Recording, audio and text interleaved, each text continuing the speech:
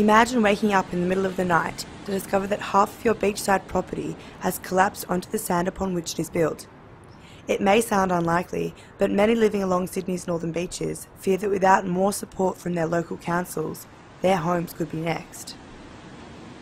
Peter Horton, project consultant from Worley Parsons Limited, agrees that the issue is prominent and ever-present on the northern beaches. We've always had a coastal erosion issue ever since there's been development on the coast.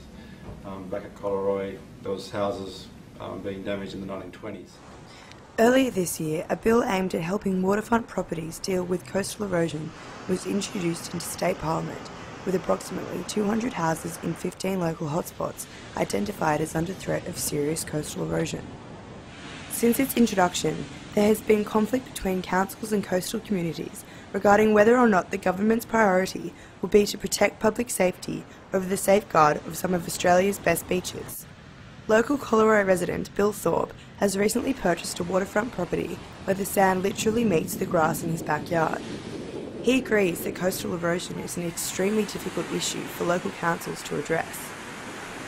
Yeah, it's a difficult situation because you've got many competing and conflicting interests. On the one hand, you've got private residents who want to maintain a view line, want to maintain access onto the beach. Coupled with that, you've got the situation with developers who are looking to maximise a return, a profit out of their developments.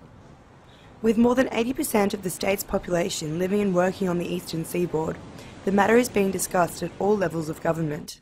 There's, I guess, just a collision of two views. You've got residents who own property lawfully. They've been allowed to subdivide there.